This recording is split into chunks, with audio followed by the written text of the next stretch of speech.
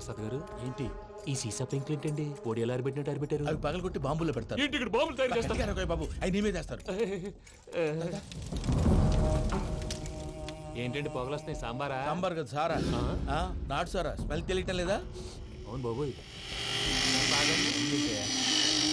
వాడేంటి sir single hand కత్తి చూడకాయ బాబు, వాడి కోపం ఎక్కువ. ఓసారి కత్తి నిరుతుంటే రెండో చేయడం వచ్చిందని వాడి చేయి వాడే నరుకున్నాడు. రండి ప్రసాద్ గారు, ఇక్కడ ఎవరు మామూలు వాళ్ళు ఉండరా? ఇక్కడ మామూలు వాళ్ళు ఉండలేరు కూడా. అటు చూడు, జమ్మలమడు జనార్దన్ 50 మర్డర్లు చేశాడు. అమ్మో. ఇటు చూడు, వీడు రాజంపేట రవి ఊచకోత స్పెషలిస్ట్. మనుషుల రక్తాన్ని నీళ్లు తాగితే తాగేస్తాడు. అర్థమైందా? అర్థమైంది. ఏమర్థమైంది? పూజ మా ఇంట్లో కుడికాలు పెట్టాలంటే నేను ఇంట్లో ఎడంకాలు పెట్టాలి. తేడా వస్తే 2 కాళ్ళు తీసేస్తారు. వాళ్ళు ఏదైనా ప్రశ్నలు అడిగితే తింగర్ మహోస్ గా నవ్వు చూడకు. స్పాంటినియస్ గా ఎదుస్తా చెప్పి మీరు చూడండి నా స్టైల్. ఎతుకు నమస్కారం అన్నయ్య. ఏంటి మనోళ్ళందరూ బయట ముమ్మరంగా బాంబులు చుడుతున్నారు? ఎవడైనా పెళ్లి ఆపడానికి ట్రై చేస్తే వాడి మీద ఇంతకీ ఇతనెవరు? ఈయన పేరు ప్రణీత్. నమస్కారం అండి. నమస్కారం. యూరోప్ లో ఉంటారు. నీకే తిండి దండగనుకుంటా అంటే నీకు ఇంకొక డోలా? అయ్యో మావయ్య, ఈయన కొన్ని వేల కోట్లకు అధిపతి తెలుసా? ఇక్కడ ఫ్యాక్టరీ పెడదామని వచ్చారు. దానికి లోకల్ పార్ట్నర్ కావాలి. పెట్టుబడి అయింది, పెత్తనం పార్ట్నర్ది. మీరు నమ్మకస్తులని చెప్పి మీతో లింకప్ చేద్దామని తీసుకొచ్చా. మరి ఆ అబ్బిని నుంచో పెట్టి మాట్లాడతావురా? దాబిదా కూర్చో. కూర్చో. ఏవబ్బా ఇంత చిన్ని పెట్టి తెచ్చుకున్నావు? పెట్టి పైకి వెళ్ళి చూసావా మర్యాద, డబ్బున్నడని. ఇంతకీ ఏ ఫ్యాక్టరీ పెట్టాలనుకుంటున్నారు? ఈ కరువు ప్రాంతంలో ఎరువులు ఫ్యాక్టరీ పెట్టి రైతులకు అరువు ఇద్దాం అనుకుంటున్నాను. ఏమంటారు? శానా మంచాలు. ఇంతకి మీ దేవురు బాబు? ఊరా అండి? తాడిపత్రి. తాడిపత్రి? ఆ. ఆ. తాడిపత్రి అంటే అది మా ఊరు.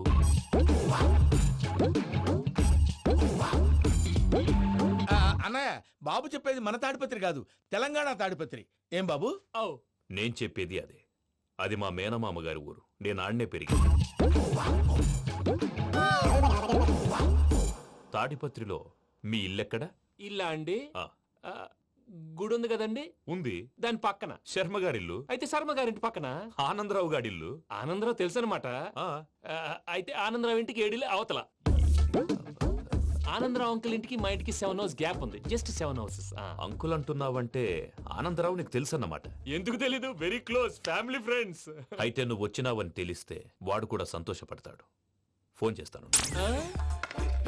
ఇప్పుడు వద్దులే అన్నయ్య, బాబు బాగా టైర్ అయిపోయి. Jet lag. ఎంతసేపు బాబు? ఒక్క నిమిషం.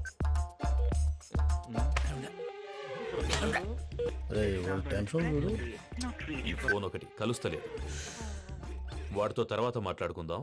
మీరెళ్ళి రెస్ట్ తీసుకోండి బాబు. అది కరెక్ట్ భయ్యా, తర్వాత మాట్లాడుకుందాం. వస్తాను తమ్ముడు. అవును, మీ పేరేంటి? ప్రామాణికం ఏదో కొంచెం తేడాగా అనిపించట్లా? నాకు అలాగే అనిపిస్తుంది సార్. నేను అన్నావా నీకు కూడా నిజంగా అనిపిస్తుంది? అబ్బే నిజంగా సార్. అయితే వీళ్ళ మీద కొంచెం కాన్సన్ట్రేట్ చేయాలి. ఏంటండి ఏ ఊరు దొరకట్టు తాడిపత్రి పేరు ఎందుకు చెప్పావు? ఆ ఊళ్ళో ఆయనకి చుట్టాలు ఉంటారు. నాకేం చెప్తే చెప్పావు. ఆనందరావు అంకుల్ అని ఎందుకన్నావు? ఒకే ఊరిని చెప్పి తెలియదంటే డౌట్ రాదా? నా ప్రశ్నకు సమాధానాలన్నీ నీ దగ్గర ఉంటాయి. నీ సమాధానాలకు సాక్ష్యాలన్నీ వాళ్ళ దగ్గర ఉన్నాయి. ఏదో తప్పు చేసినట్టు మాట్లాడతారేంటి? అక్కడికి ఒక ఐడియాతో చెప్పావు. నువ్వు ఐడియాతో చెప్పావు, ఎయిర్టెల్తో చెప్పావు, వాళ్ళకి ఎందుకయ్యా?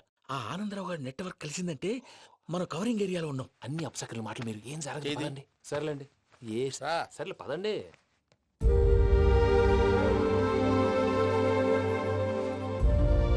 అదేంటండి పూజ అలా చూస్తుంది? ఇంకెలా చూడాలి? చాలా గ్యాప్ తర్వాత కాబోయే భర్త వచ్చాడు. ఫేస్ లో ఫీలింగ్ ఎమోషన్ లేదేంటి? అమ్మాయికి 190 ప్రాబ్లమ్స్ ఉన్నాయి. నీకు ఫేస్ లో ఫీలింగ్స్ కనపడతాయా? ఓ కరెక్ట్. సరే పదండి వెళ్దాం. నువ్వు ఎక్కడికి? పూజ దగ్గరికి. నువ్వు గదిలోకి రాకూడదు, నేను వెళ్ళి తీసుకొస్తా. ఓ అమ్మా పూజ, నిన్ను రమ్మంటే అతన్ని తీసుకొచ్చావేంటి? ఏం చేయనమ్మా, భుజాల మీద ఎక్కించుకుని తీసుకెళ్ళడానికి నేనేమన్నా ఆంజనేయుడా? వాడంటే కొన్ని తక్కువ తెలిసినాడు, పైగా నిన్ను ప్రేమిస్తున్నాడు కూడా. అంటే అతనికి అసలు విషయం చెప్పలేదా? చెప్దామని అనుకున్నానమ్మా.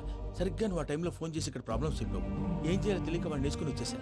ఏంటి మా వీరు బుద్ధి లేకుండా ఇప్పటికే పెద్ద తప్పు చేసావని ఫీల్ అవుతుంటే నువ్వు ఇంకా కంటిన్యూ చేస్తున్నావు? ఇప్పుడేం కొప్పలు మునిగిపోయినాయమ్మా. ఇప్పుడు చెప్పేది ఏదో 4 రోజులు చెప్తాం. ఈలో భద్రతతో నీకు పెళ్లి అయిపోయింది అనుకో, నీ జీవితమే నాశనం అయిపోతుందమ్మా. అందుకే ఇలా చేయాల్సి వచ్చింది. కానీ లేదు గీనీ లేదమ్మా. ఇక్కడి నుంచి బయటపడ్డ తర్వాత వాడి కాళ్ళ వెళ్ళబడి నేను ఏదో సరి చెప్పుకుంటాను కదా, సరేనా? సరే అంటే కాదమ్మా, వాడితో నువ్వు కొంచెం క్లోజ్ గా ఉండాలి. అంటే వెళ్ళి వాటేసుకోవాలా? వాడు అదే ఎక్స్పెక్ట్ చేస్తున్నాడమ్మా. ఏంటి? ఏం లేదమ్మా, వాడితో కొంచెం సరదాగా ఉండమని అంటున్నాను. రా చెప్తా. చూసావు బాబు, నీ మీద బెంగతో ఎలా చిక్కిపోయిందో. ఇదంతా నాటకం అని నాకు తెలుసు.